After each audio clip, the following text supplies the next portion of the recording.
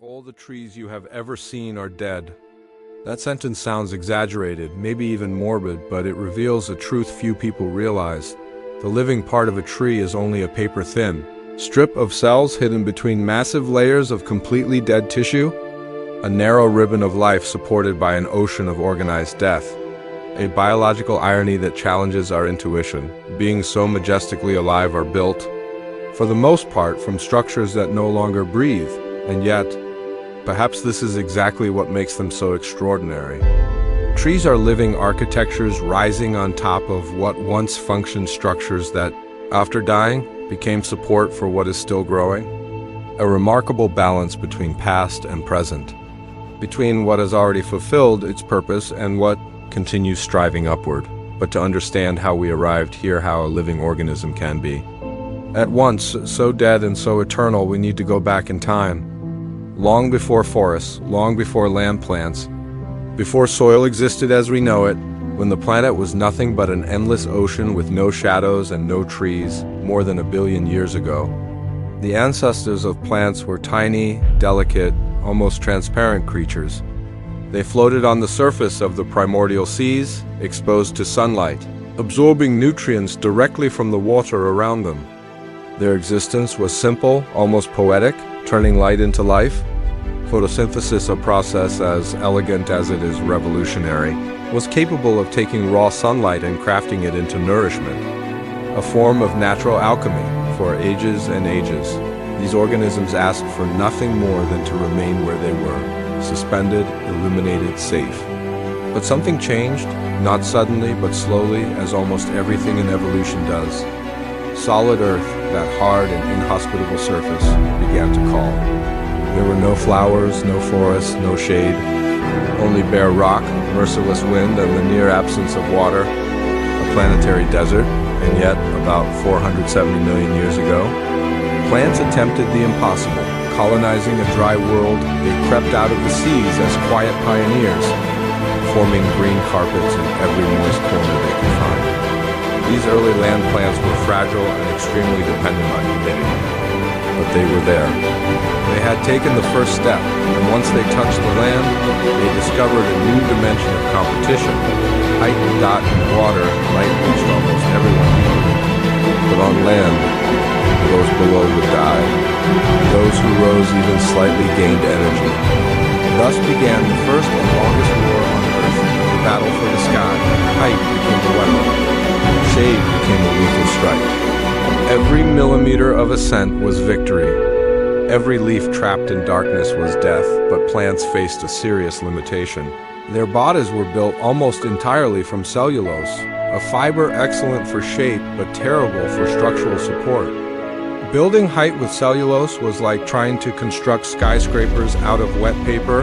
Evolution, however, is patient. And after tens of millions of years of trial and error, a molecule emerged that would change everything: lignin. Rigid, resistant, waterproof, nearly indestructible. A kind of biological concrete. With lignin, plants could finally grow upward without collapsing.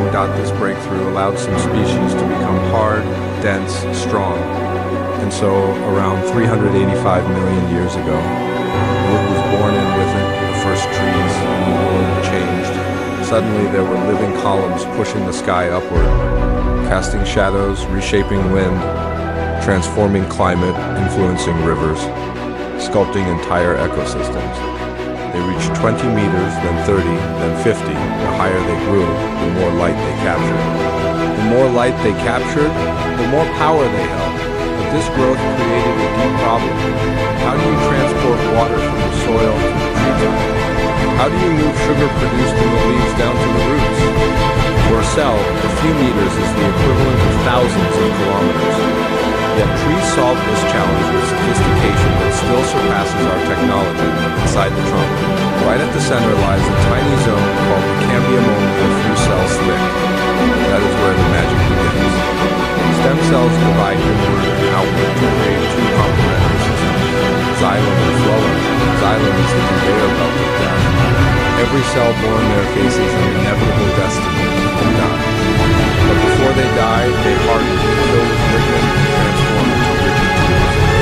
These tubes, accumulated year after sphere form massive rings. Wood is nothing more than an infinite collection of useful corpses, and those corpses happen to be one of the most efficient transport systems on the planet.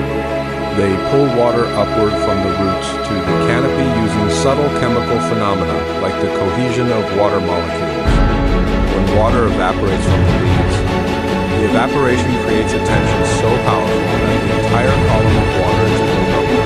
Humans have never created a machine capable of replicating this, lifting water hundreds of meters without boiling.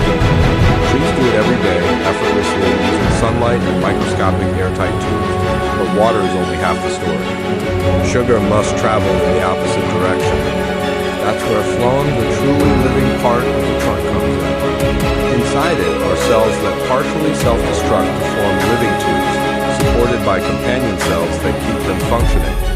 A communication and transport network so efficient that it connects roots, leaves, branches, and twigs like neurons in a vegetal brain. The bark, meanwhile, is yet another layer of sacrifice cells. They die to form a hard shield that protects the cambium, the living heart of the tree. If this thin living layer is severed, the entire organism can die. It is like slicing the skin and exposing the circulatory system directly. What fascinates scientists most is that by living this way, building the present on top of organized layers of past trees became almost immortal. They do not age the way we do. They do not have an internal biological timer that dictates an end. As long as nothing external stops them, disease, storms, drought, fire, or axes, they can continue growing indefinitely. There are trees over 5,000 years old. They sprouted when Egypt was raising its first pyramids. They watched entire empires rise and fall. And they still stand, silent witnesses of time. The story of trees doesn't end in the trunk. The trunk is only the body. The roots are the underground mind. The canopy is the breath. The entire organism is a living system that communicates with its environment constantly. Underground lies in the physical world. Minerals are extracted with surgical precision. Fungi form symbiotic networks connecting trees to each other, sharing nutrients, warning of pests, distributing resources. Forests are not collections of individuals. They are communities. Some trees help others, some compete, some negotiate. Some protect others from danger. Above ground, the canopy is a masterpiece of engineering. Each leaf is a solar panel. Each branch is an antenna. Each breeze carries information. Light dictates strategies. Shade dictates survival. Trees learn something humans are still trying to understand. Life is not a race, but a process. Growth requires time. Strength requires flexibility. Endurance requires patience. Height requires deep roots. There is a silent wisdom in the tree. It does not rush. It does not waste energy. It does not try to be what it is not. It does not fight the wind it learns to dance with it. It understands that reaching upward is only possible when what lies below is strong enough to hold the weight. If trees had a philosophy, perhaps it would say, be patient, be constant, grow toward what brings life.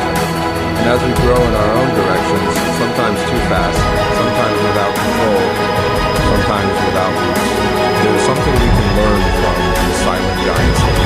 For centuries without hurrying anywhere, trees are monuments of time, architectures of patience, living encyclopedias written with light, and even in their apparent stillness, they are always moving, always growing, always reaching for the sun. Even if this means building their lives on layers of their own past, they remind us that true growth requires sacrifice, that strength comes with vulnerability, that permanence comes with adaptability, that height demands depth, that the future must rest upon memory. Above all, they remind us that existing fully, genuinely can be as simple as continuing, quietly, persistently, humbly,